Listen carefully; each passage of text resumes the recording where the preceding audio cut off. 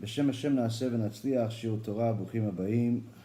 We are back here live from Jerusalem at nearly 2:30 in the morning because we promised you guys that throughout all of this very difficult times for the Jewish people and really for the world at large, we have to try to keep you guys in the right mindset to put things into perspective. Tonight's shiur is going to be for the Refuah Shlema for Yosef ben Levana, Rabbanit Levana bat Sarah, Rav Ephraim ben Shulamit, Rabbanit Sarah bat Anat, Avi Mori David ben Esriya, Imi Morati Doris bat Joa, and all of the victims of the terror acts that took place just a couple of weeks ago by the Hamas Ishmaelim, Yimach Shimam bezichram.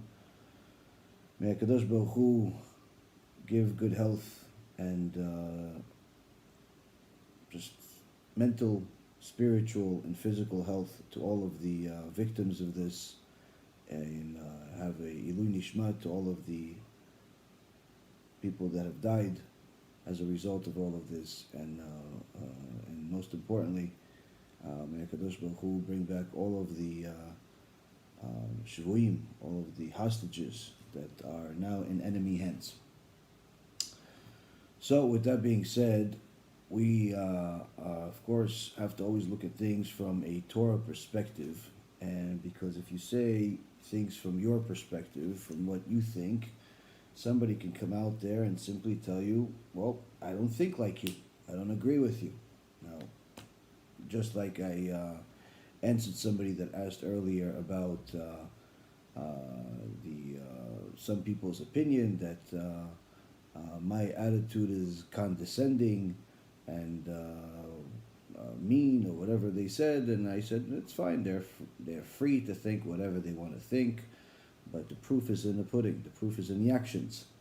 If somebody is doing one thing and that's condescending, then by all means, it's condescending. But if somebody's doing a lot of good to help a lot of people, then the reality is, that whoever thinks that they're bad is wrong. So that's one of the things that a person needs to know, is that opinions are worthless. They're absolutely worthless. And the reason why they're worthless is because, number one, not everyone is going to agree with your opinion, and more times than not, the stronger your opinion is, the more people are going to disagree with it. Number two, you yourself are going to change your opinion, which means that even you yourself do not value your opinion as strongly the day after you express it as you did the day you express it. And number three, God has factual information available to us. Why would anybody waste any time on opinion? Now, certainly, there are things that you can measure that, based on, certain things that are in front of you, certain things that are factual, certain things that you can have an opinion on. There's no, it's not a sin to have an opinion, but again, everyone has to understand that if you have human opinions versus God's opinion, obviously God's opinion always wins. And this is in essence what the point is of every one of our lectures, is to constantly explain to everyone, whoever's watching, whether it's the wonderful students we have around the world that Baruch Hashem continue to grow in number, or it's the enemies that also watch us carefully and studiously and monitor every single word that we say, just to see maybe they could get a clip that they could distort and publicize. And we have no problem with them publicizing our clips even after they distort them, because the beautiful thing about the Torah is that the Torah says the truth will rise from under the ground, which means that even if you take the words of Torah that we say and you distort them in some way or another by cutting a clip, either way it'll bring good. And the reason why is because it's true. And HaKadosh Baruch Hu promises us that as long as we publicize His Torah, we're only going to be blessed. And one of the things that I showed many of you that have been following me over the years is that not only do we not care when the enemies, the Nazis or the other anti-Semites around the world take our clips and popularize them and publicize them in their own distorted way, but we actually like it. And the reason why is because we know that when people find out what the Torah says, and especially when it's such a strong opinion, such a new opinion to them, then they end up wanting to find out more. And they come to our channels, and they come to our websites, and they come to our different lectures, and they end up finding out more and more. And some of them that are actually looking for the truth end up changing their mind, just like a person publicized just maybe 2-3 months ago that he actually discovered one of our clips that was popularized by different anti-Semites, and he himself is a Nazi, was a Nazi that hated Jews his whole life. And after he saw this rabbi say these things, he said, I want to hear more of what this rabbi said. And lo and behold, what ended up happening is that this Nazi realized that everything he was told about the Jewish people was a complete lie. And in fact, he loved all of our teaching so much that today he watches all of the lectures, he shares them with other people, and he even wants to convert to Judaism. So just like the Torah promises, the Torah delivers.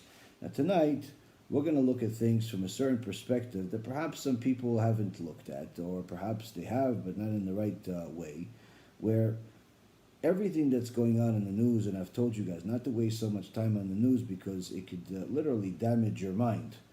The more news that you watch, the less time you have to learn Torah, the more confused you become when you learn Torah, because you're trying to take the information that people give you and their opinions and try to make a truth out of it, which is nearly impossible. But the point is that all of the information that is being publicized right now is getting scarier and scarier because you're looking at the facts. What are the facts? The facts are that the Jewish people were attacked just a few weeks ago, and the massacre that took place here in Eretz Yisrael is the biggest massacre that the country has ever seen. Certainly, there was been worse things that happened to the Jewish people throughout history, but since modern-day Israel, this is the worst thing that ever happened to them. The amount of murders and hostages that were taken surpassed any nightmare that anybody has ever had. But what makes it worse is that the enemy is, in essence, promising that they're going to try to do even worse things. And even worse, we're finding out that the enemy is much bigger than what we thought, because it's not just the people that attacked us, the Hamas terrorists, Ishmaelim Yimach Shimam, but also others that agree with them, whether it's Iran, or it's Yemen, or it's Jordan, or it's all of the other Middle Eastern countries that hate us. And not, if that's not enough, you also have Russia and China throwing their hat into the argument and threatening to attack as well. And in so many words, you're finding out that there's a lot of enemies out there, an enormous amount of enemies. And for those that thought, okay, we have enemies, but we also have big allies. We have England, we have America, we have Canada, we have a few big allies, so we're okay. But then we're finding out that even our allies, our so-called allies, are not necessarily as strong as we would, our alliance is not as strong as we would like for it to be, to say it nicely, when they're having protests against us in their own countries by hundreds of thousands of people. Hundreds of thousands of people from the LGBTQ community, from the Arab community, from the lefty liberal community, from all of these different communities are gathering together and literally cheering for the massacre of Jews, cheering for Israel's demise, and you're literally watching in amazement of how did we survive this long? Literally, how did we survive this long? And as I've told you guys time and time again, the survival of the Jewish people each day is a miracle. Because if Hashem would allow the enemies to do what they actually want, it wouldn't even take 24 hours. It wouldn't even take 24 hours. So the fact that we survive, we know that all has to do with God's decision. God is obviously the one that decided that we're going to be His chosen people. God is the one that decided that we are going to live forever, and our enemies will eventually go to hell. Now, with that being said, we have to look at the Torah. What is the Torah? Where does the Torah say such things? In this week's parasha, Parashat Lech Lecha, for anyone that is new to the lectures, you're always going to see that in our lectures, we not only bring you the Torah, but we also bring you the Torah, that portion of that week, to show you how the information we need to know is also in that week's, meaning that the divine Torah is a living, dynamic Torah, and it's not some textbook that that you put on a shelf and simply pick and choose what you want to hear. The Torah Kedusha starts Parashat Lech Lecha by letting us know about our forefather Avraham. Avraham Avinu, he's the one that was tested in a number of ways. 10 specific tests that were given to Avraham Avinu were beyond anything that anyone in the world could actually handle.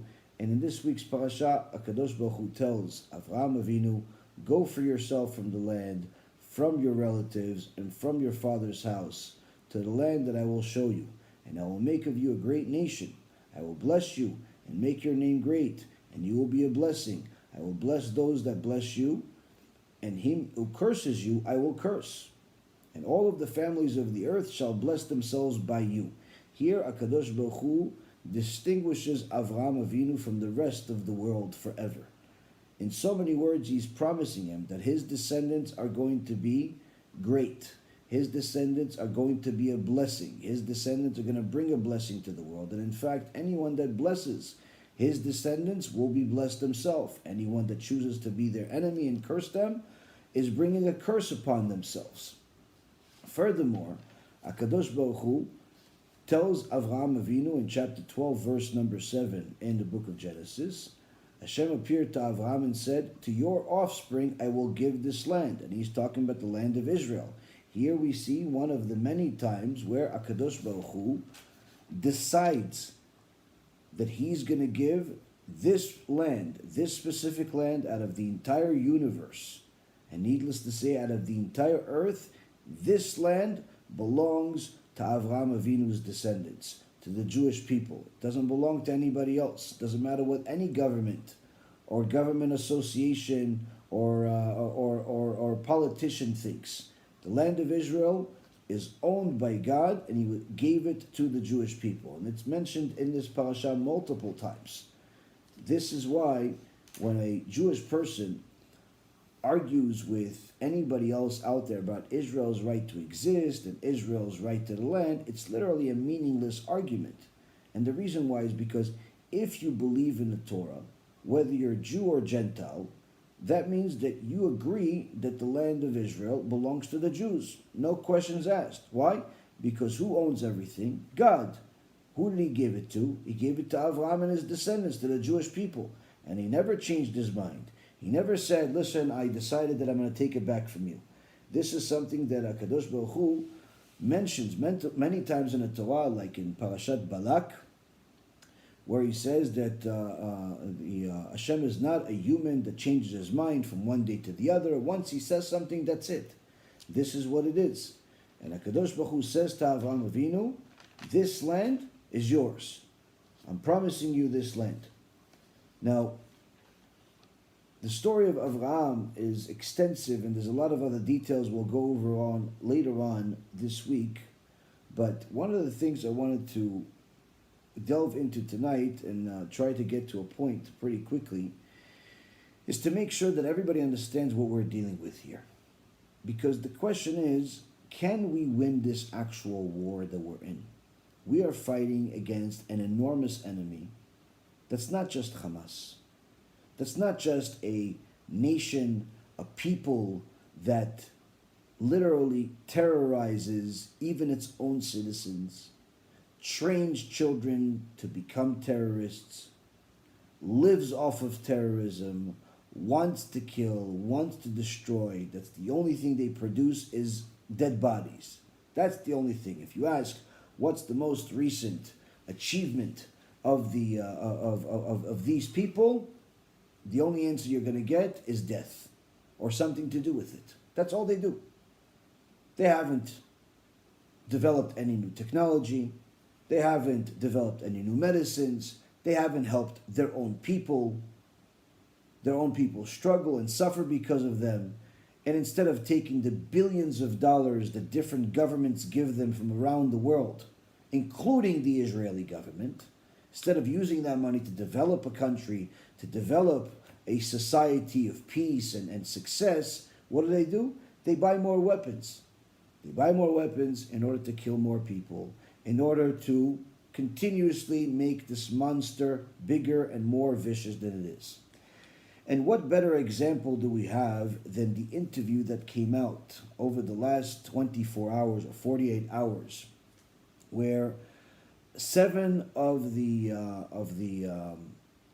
terrorists that attacked the Jewish people on that bloody day of October 7th are interviewed in their own language, so there's no confusion, and it's translated with subtitles in different languages, in Hebrew, in English, and I'm sure in many other languages. And if you understand Arabic, then you can certainly verify that what's written on the subtitles is actually being said. And the point being is that you're seeing the information of what took place, what was the plan, what's the ideology, from the people themselves. So you can no longer say, no, this is speculation, no, they didn't do this, no, you guys are just propaganda. No, you're actually hearing the terrorists themselves say exactly what horrors they did, what horrors they planned, what horrors they intend on doing, who is behind them, who is supporting them. They even talk about the fact that for every hostage that someone would take, they would get a reward promised to them of a house and $10,000. And therefore, initially, the biggest goal was to get as many Jewish hostages as possible. You're hearing them talking about all the horrible, horrific things that they did. And even they themselves mentioned a couple of times during that 12 or so minute interview that everything that they did and everything that they're taught contradicts the Quran that many people say that they follow. The Quran says don't kill women and children, but the actions are the opposite. Why are the actions the opposite? Very simple. Because the very same leaders that teach the Quran say, yeah, don't kill women and children, that's except the Jewish people. Don't terrorize except the Jewish people. Meaning, they're hypocrites. Whatever it says doesn't actually matter to them. Because the terrorists themselves are saying they killed, they did horrible things that I don't even want to mention because I've already mentioned it. It's enough mental scars for people. Point being is, you have an enemy here that breeds fire, that literally has no remorse whatsoever in them. There's not an ounce of sorrow in any of these people. Had they been given the chance, they would do it again. The fact that they're still alive is a miracle. I don't know how stupid the system is to allow these people to live. Maybe it's just for the sake of having these interviews, but hopefully they don't keep them alive, because these people certainly have lost their right to exist. And anyone that was part of it and supports it is certainly on the same category as well. But here you see an enemy that's very different than the Jewish people. You're never going to meet a Jewish person that could do what these evil monsters did. Never. It's simply never going to happen. And in fact, the evil they did is small in comparison to the evil that they want to do. When their similar ideology, brethren of Ishmaelim in Hezbollah, or Al-Qaeda, or ISIS, or any of the other monsters, when you start thinking about, if this is the ideology, this is the viciousness, this is the monsters that are walking the streets here, and this is what they're teaching their children, how are we going to survive? And you say, yeah, but we have a strong army. Well, the army didn't show up on that day. What if it doesn't show up again? And even if it does, if you compare their numbers to our numbers, you see that even if you have a very big army, even if you have great weapons, when you compare 100,000 to 500 million, 1 billion people that want to kill you, even if you have great soldiers, literally, the numerical difference between the two is so significant that it reminds us of the story, the biblical story of what happened when Sancheriv, who was conquered nearly the entire world and came to conquer the last part of the world that he has not conquered yet, which was Jerusalem. Sancheriv had 185,000 battalions. So this is not 185,000 soldiers. This is 185,000 groups of soldiers. That the Gemara in Masechet Sanhedrin says that by the time they crossed the river, just a little bit of water that sticks to the garments as they cross, by the time they all crossed, the river was dry. That's how big it was. That's how numerous. The numbers were astounding. And he himself, this evil Sancheriv, said that if he would just, once he saw the size of Jerusalem in comparison to his army, he says, I don't even need to spit and I'll drown them. Meaning he has so many soldiers that even literally if they just spit, they would drown Jerusalem. So the numerical difference, the size between the two is so significant, it seemed like it was a losing battle. But Chizkiyahu did something that I don't believe anybody else in the world that's running the government or even part of the government is even aware of, needless to say, would do. And he went to sleep peacefully after telling God, you promised that if we follow the Torah, you're going to take care of the wars. I follow the Torah by studying it. I follow the Torah by teaching it. I follow the Torah by forcing everyone in the people to make sure to learn Torah, or they get punished. Literally put the sword in the ground. He said, whoever doesn't learn Torah, instead will get the sword. In a relatively short period of time, the amount of Torah that the Jewish people knew and studied was so extraordinary that even children that were 6 years old knew the most complicated laws of the Torah. So Chizkiyahu, who was a descendant of King David, says that I did my part, so I can go to sleep. And that's what he did, even though Sancheriv was right side of Jerusalem. And HaKadosh Baruch Hu delivered the promise that he made by sending Malach Gabriel, who in a single moment took the soul out of every single one of those soldiers, millions and millions of soldiers, only leaving 3 people alive, which was Sancheriv and his 2 sons. Now, we see that when God fights our wars, it doesn't matter who our enemy is and how numerous they are. In this week's parasha, we see the same thing.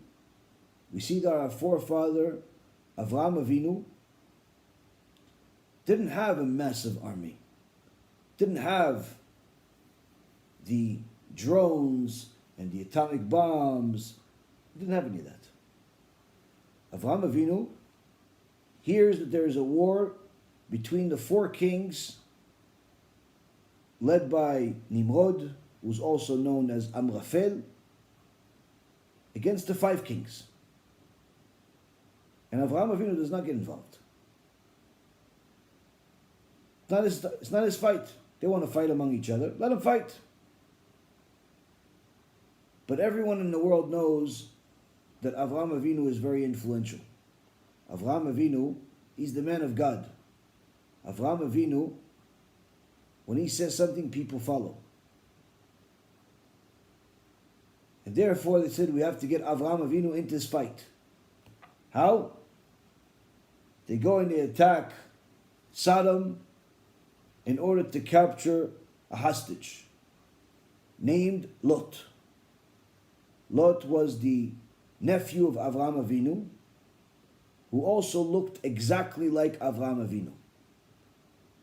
So these kings said, listen, either way we win.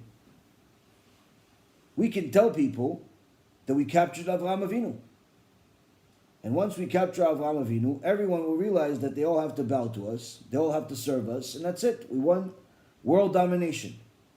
But if they find out that it's really not Avraham Avinu, that's good too. Why? Because then the word will be spread everywhere that we captured his nephew, which will force Avraham Avinu to come under our control also. The last thing they ever thought was that Avraham Avinu is going to go and fight them.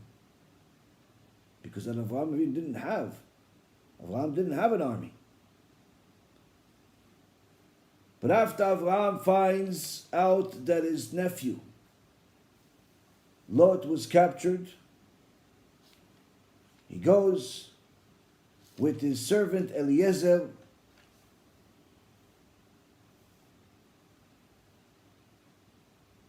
and 318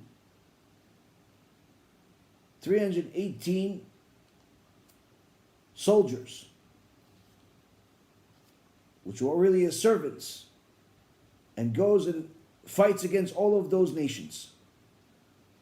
Now the Chachamim say it really wasn't 318 soldiers. It was really only Avraham and Eliezer. It was only 2. Only 2 soldiers. Who are the soldiers? The old man Avraham, almost 100 years old, and his servant Eliezer. So why does it say 318 in the Torah? The gematria, numerical value of the name Eliezer, was 318. It doesn't mention the name Eliezer. It says 318. So Chamim say 318 is Eliezer. Why? Because he was a hero equivalent to 318 men.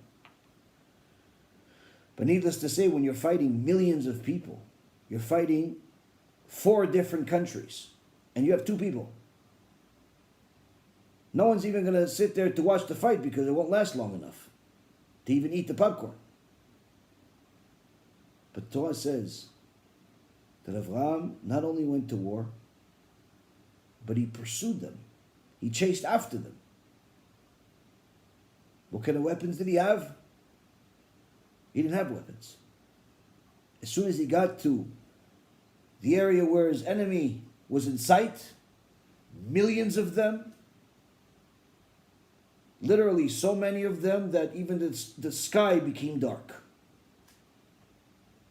Avraham Avinu and Eliezer run towards them with full force. Imagine this.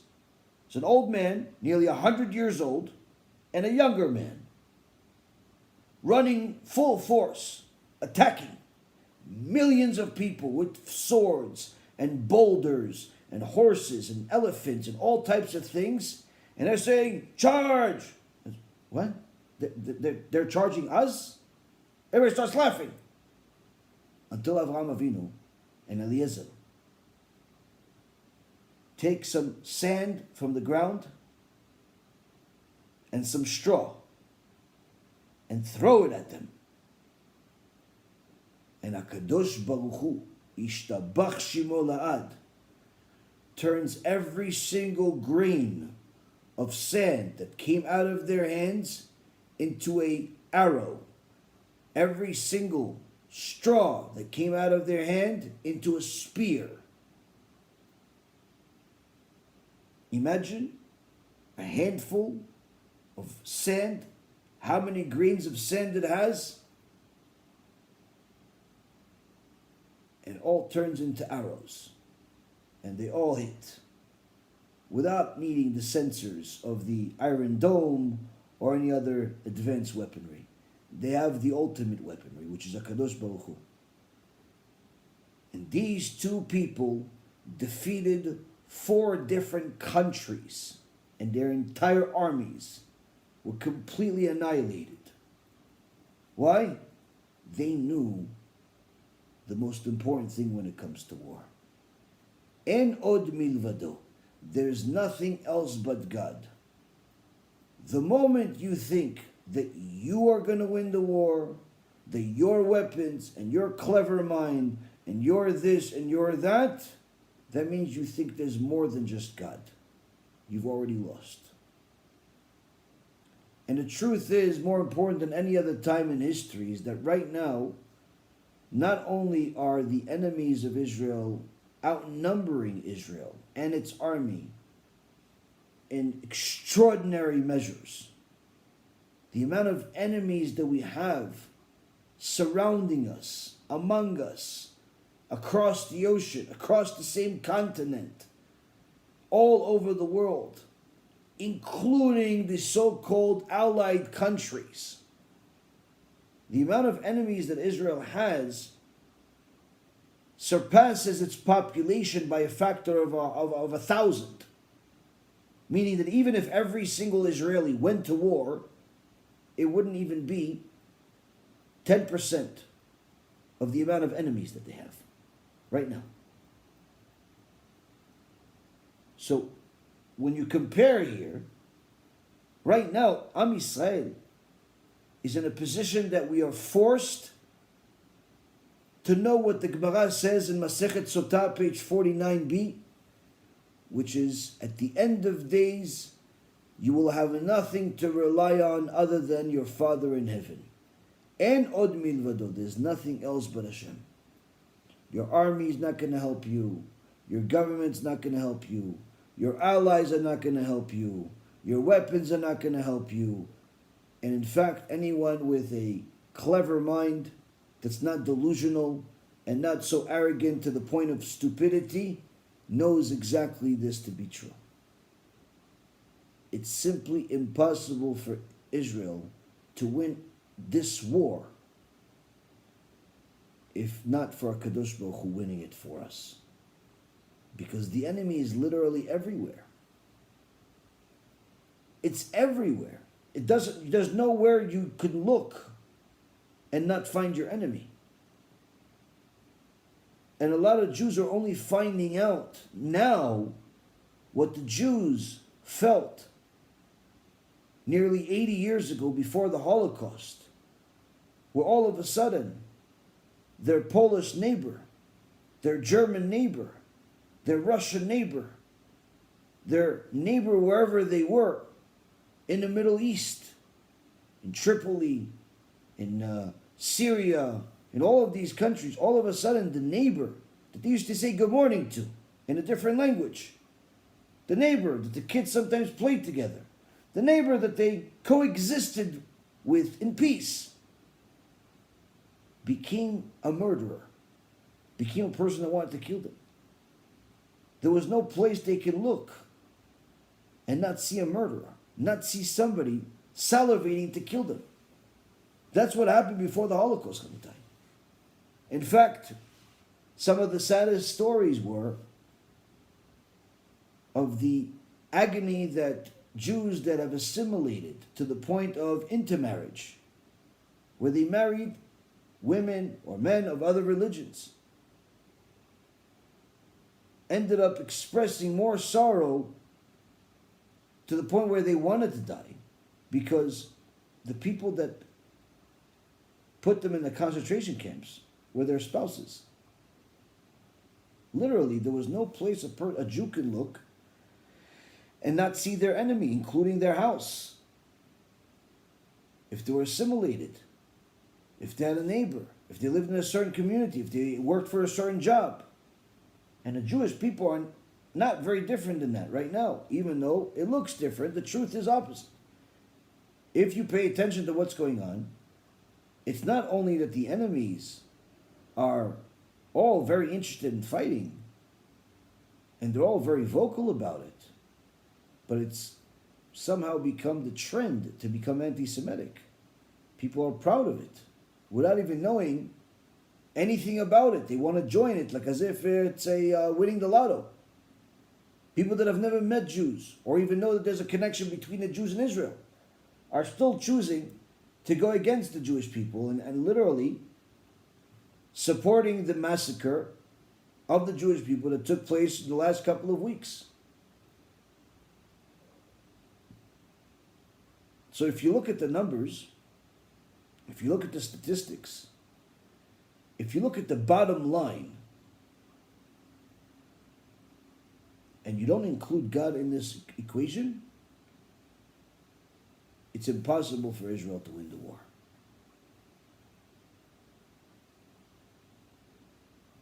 But the moment that you have God in the picture, the very same God that says to Avraham Avinu that he's blessed, that all of his descendants will be blessed, that the land is his and his descendants, that Avraham is God's beloved.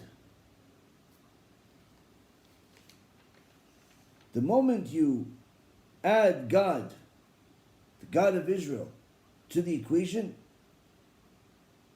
nothing matters. The number of enemies, irrelevant. The place where the enemies are, completely insignificant.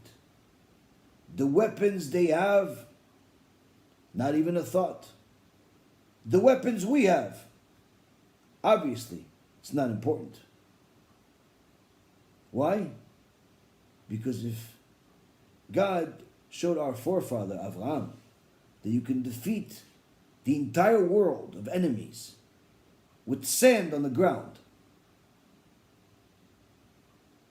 because that's the will of God, then needless to say, you can defeat all of the enemies even without sand. In fact, I think that if they actually had the blessing of the sand that Avraham had today, they would throw away all of the weapons and use that instead, because it was more effective. You didn't even have to aim. You just had to throw it in the air. That was your effort. Throw it in the air. Let Hashem do the rest. Now, how do we get HaKadosh Baruch Hu to give us a blessing like he gave to our forefather Avraham?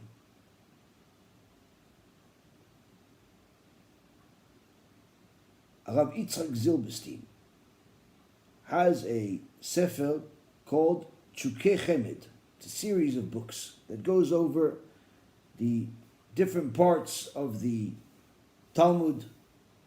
And in tractate Masechet Shabbat, Rav Yitzchak Zilberstein goes into the sugya, into the question of sports and boxing and soccer, and whether certain things are allowed, not allowed. Are you allowed to box? Are you not allowed to box? Is it because the Torah says that you're not allowed to hit somebody just for entertainment or sport? So is there permission, no permission, and so on and so forth. But then Rav Zilberstein brings a question that should affect every single person on planet Earth, if they understood the question. A question that I only learned the answer to it from this perspective today, with my very dear Rav Ephraim Kachlon. This question is a question we've discussed times and times again in the past, but the answer is the first time we ever heard this answer. And what's the question? Why do people watch sports such as boxing and soccer, fighting? Why? What desire brings a person to spend 90 minutes watching a bunch of people chase a piece of leather and fight over who's going to kick this piece of leather into a net? An hour watching a bunch of really tall people run around with another piece of leather and put it into, after flying in the air or throwing it in the air, in a basket. Or a bunch of big and athletic people full of equipment, looking like little gladiators of Amalek, with helmets, pretty much trying to destroy whoever is in front of them that's not on their team, just for the sake of putting this pigskin at the end of the field of the opposing teams. And you see that people spend not only hours and hours of time watching these sports, hours and hours of time discussing the sports, what the team should do, and how they won, and I can't believe they lost, and why did they sign this guy, and they should fire the manager, and the owner should sell the team, and they literally live their lives just drowning their minds in sports. But let's not forget that people love, throughout all of history, before these sports came to being, people love different sports until this day, which is the sport of gladiators, fighting, whether it's the martial arts fighting or boxing. People love to watch people fight. And the more gruesome, the more people watch it. And if watching this fight for 10, 20 minutes is not enough, people will watch another fight or watch the same fight again. And over again. As if this time he's not going to punch him like he did the first time. As if this time the ball is not going to go in the net like he did last time.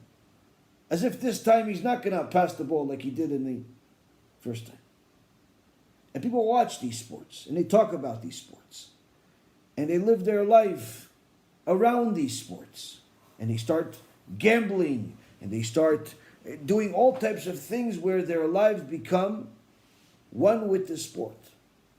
So of course this is unhealthy. Certainly it's not good for marriage. It's not good for you to bring up a family with such a mindset. There's an enormous amount of wasted time. Chachamim call it Moshav Letzim. It's a place of jesters and losers that waste their time doing this. If you want to exercise, you want to run a little bit, you want to stay healthy, there's no problem with that.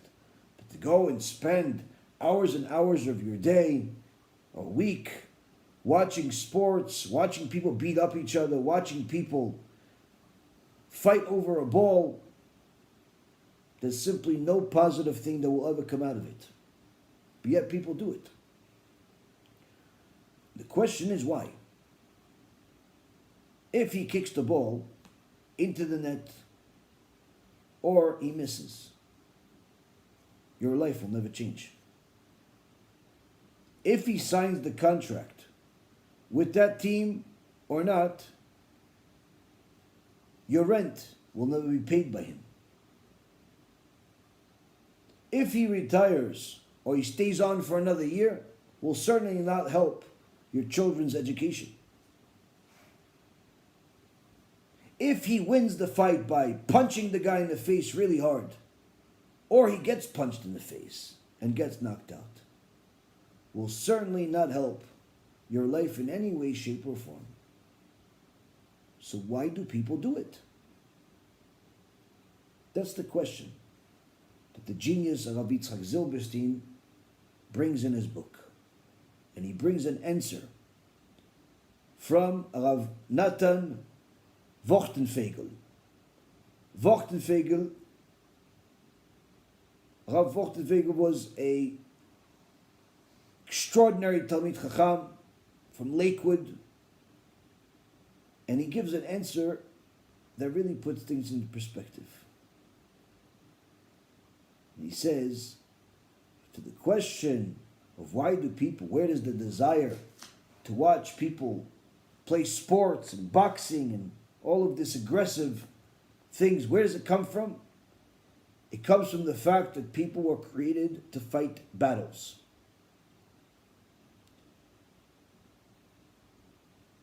What battle? The battle against the Yetzirah, the evil inclination. Battle your desires. Battle your weaknesses. That's the battle that you were created to. Every single second you're alive, you're supposed to overcome some type of test, some type of battle. Somebody did something wrong to you and you have a desire to yell at them, insult them in public. If you do, you're a loser. But if you don't, you're a hero. Because that means you overcame your desire to do bad things. Yeah, but it's justified. He did something bad to me first. You doing something bad to him back is not going to make you a winner.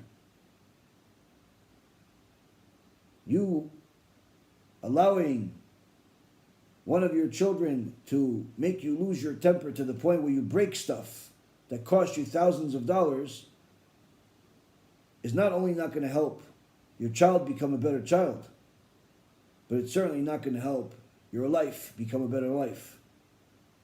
So by overcoming that desire to be destructive, to be violent, overcoming the desire to be stingy, to be arrogant, overcoming the desire to do the things that are the opposite of God, those are what you were created to do, to fight battles. But, says Rav Wortenfegel, the crazy and arrogant one who does not want to fight these battles, doesn't want to fight these battles of overcoming desires. He has a desire to overeat, he overeats. He has a desire to cheat on his wife, he cheats on his wife. He has a desire to steal money, he steals money. He doesn't want to fight. And because the crazy and arrogant one who doesn't win the battles versus the evil inclination ends up using his energy to desire other fights and battles of boxing and soccer. Meaning that who is the one that's spending all of his time watching these sports? Who is the one that's spending all of their energy surrounded by violence? It's the one that doesn't want to fight the real meaningful battle in life. The battle of becoming a decent human being. The battle of serving God according to God's commandments. When you don't want to fight that battle, the soul that's in you still has a desire to fight battles. But since you don't want to fight the battle that you're supposed to, the soul's craving to fight battles leads a person to go and look for other battles. And the most common battles, says Rav Natan Wortenfegel, is the battles of sports. Boxing, people beating up each other, even though they did nothing to each other, people running after a ball, people hitting each other, all this stuff. Why? He wants a battle, and a battle he will have. But who is he? Is he a amazing person that just happens to like sports? He could be a person that likes sports. He could be amazing at a lot of things. But spiritually speaking, he's a loser. And Rav Reuven calls him a crazy and arrogant person who does not want to fight the real battles in life. So with that being said, Rabotai, that means that, as the Gaon Mivilna said over 200 years ago, the ultimate purpose of life is to overcome our negative character traits. And the reason why, out of the 613 commandments that we have from the Torah, not a single one of them tells us to overcome these character traits, is because the point of all of those mitzvot is for you to overcome the character traits. Meaning, that's the purpose of all of the mitzvot. By waking up in the morning and realizing you have to fulfill the mitzvah of saying thank you to Hashem for bringing back your soul, that automatically improves your character trait by making you more grateful, and even more so, it makes you acknowledge the things that are being given to you so you're not ungrateful. Because grateful is good, but if you're grateful for some things and ungrateful for others, it's not a good success story. You have to not only be grateful, but you also have to know how to not be ungrateful. And every morning, a Jew fulfills a mitzvah that allows him to do that. Then he has to go do his bodily needs, and he has to say thank you again. But specifically, thank you for allowing my body to work in specific ways. And now it's not only teaching a person to be grateful to his Creator for allowing his body to function, but it also shows him the miraculous nature of the creation itself, how your body functions, how you have holes in your body, but yet they remain open, but all the air doesn't just come out and you run out of breath. But all the blood doesn't just fall out and you die. Even though the holes are open, everything's okay. In fact, if something opens that's not supposed to be open, the body has an internal mechanism to take the liquid blood that you have and turn it into something hard. Now, if that happened inside your body, you'd have a heart attack. You'd have a brain aneurysm. You'd have something that could kill you. But it only happens if there's a wound. And it's not because of the air. Because if you spilled a bunch of blood, it wouldn't clot. It only clots if it's still in the body. If it's trying to protect a person from losing all of his blood. So when a person does the Asher Yatzar blessing, and he realizes that he wouldn't be able to survive if all of the holes that are open close, and all of the closers open, it teaches a Jew about the extraordinary nature and miracles of creation. Makes him appreciate the Creator and love the Creator even more. And each mitzvah that will follow during that day, whether it's the blessings that you say in the morning, or it's the blessings you say in the afternoon, or it's a blessing that you say before you smell something good, or it's the blessing that you say before you eat something, or the blessing you do after you eat something, or the blessing for all types of things. In addition to the prayers, in addition to the learning, in addition to everything, you're still blessing God. It's constantly a reminder to not only show gratitude, but to know what you're grateful for. So we see here that our ultimate purpose is to utilize the Torah and its mitzvot to become better. Like our forefather Avraham, that was called the man of God.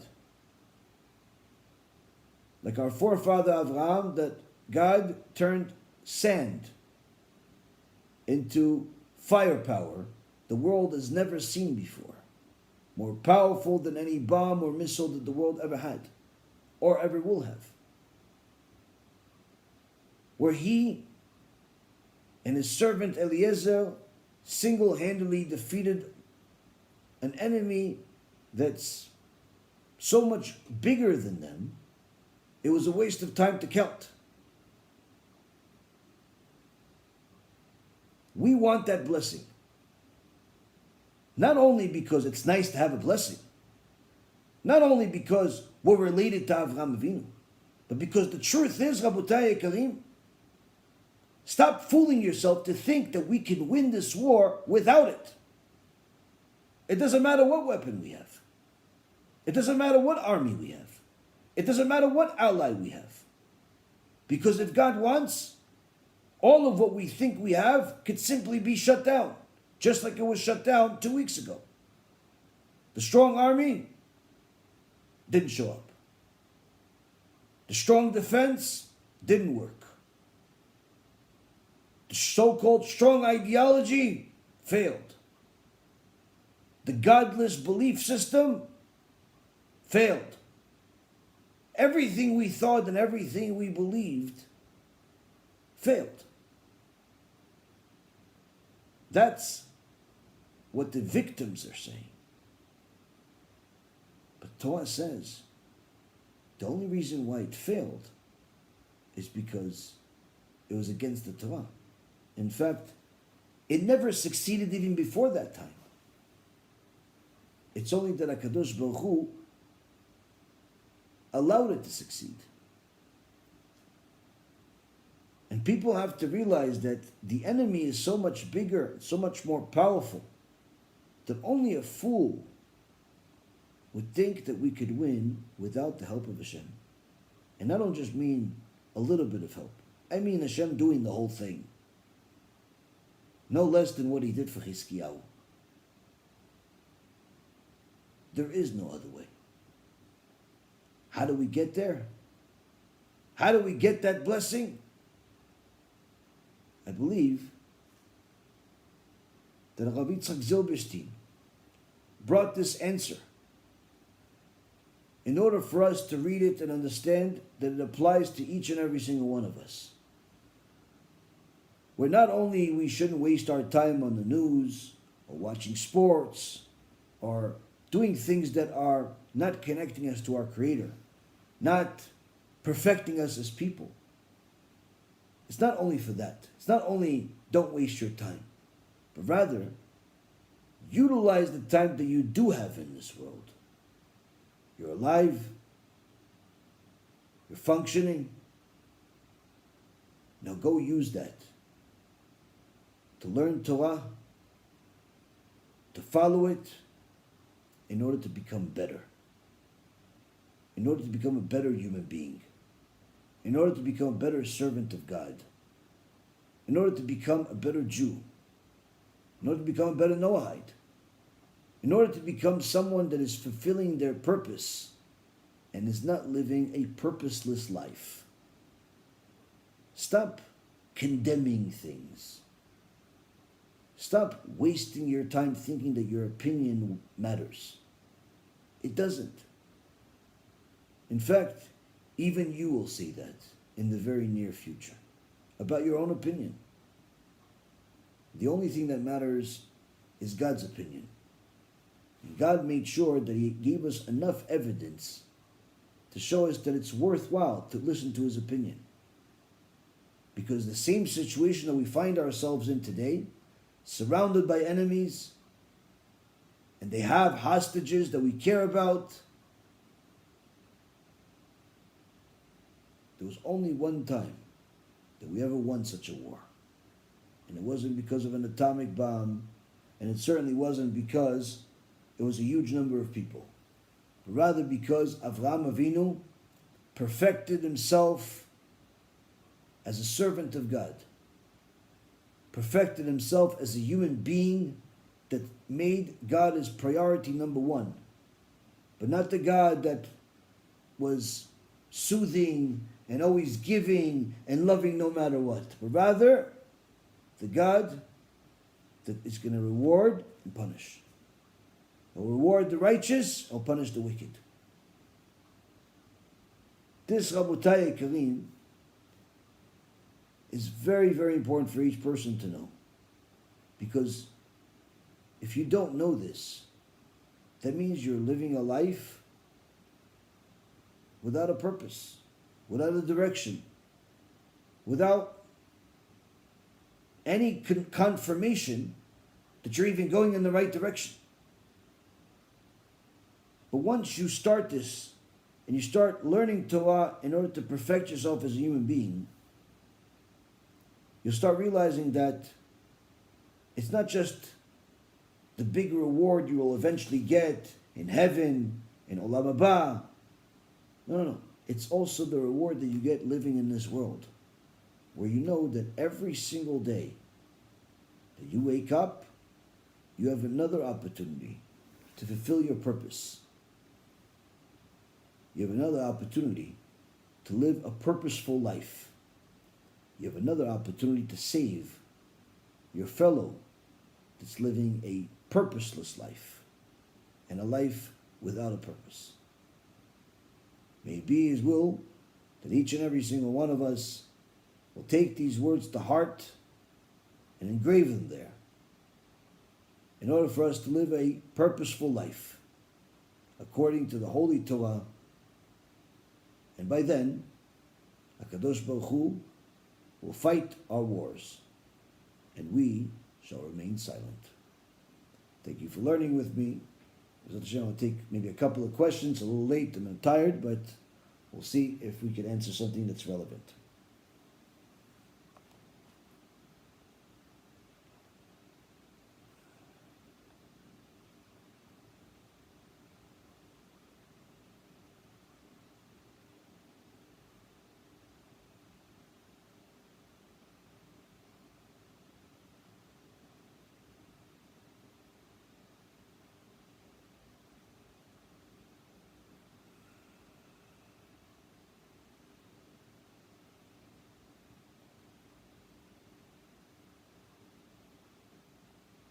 Okay.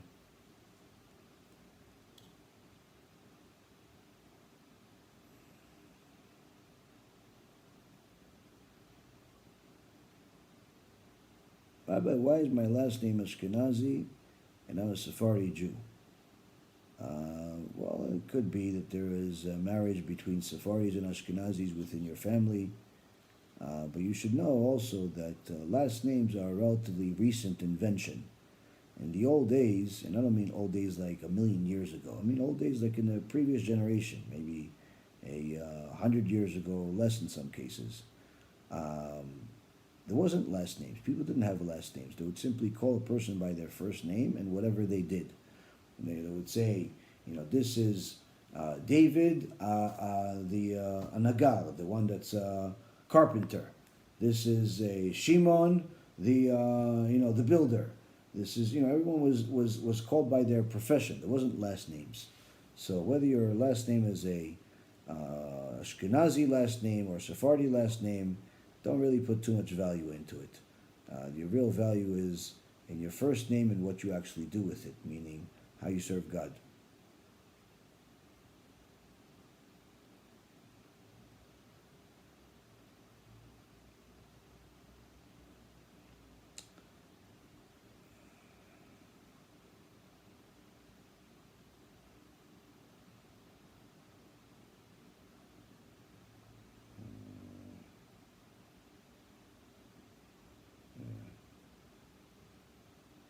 There's not really.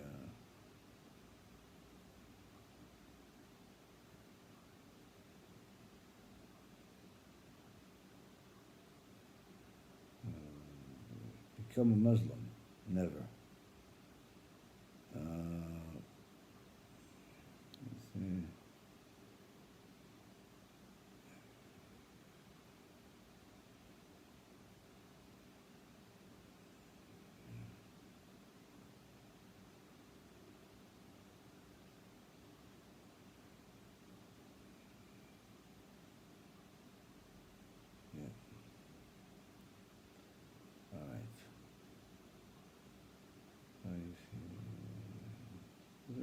nothing material here that I could use. It needs answers. Just a bunch of flags and foolish comments by most people.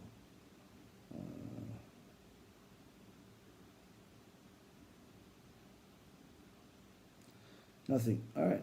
Perhaps we'll wait for some smarter questions to come tomorrow. Thank you very much for learning with me. And Bezat Hashem HaKadosh Baruch Hu bless each one of the people that blesses Am Yisrael, and curse each one of the people that cursed Am Yisrael, just like He said He will do in the book of Genesis in Parashat Lech Lecha. B'cha v'atzlacha to all the good people. Kol Tuv.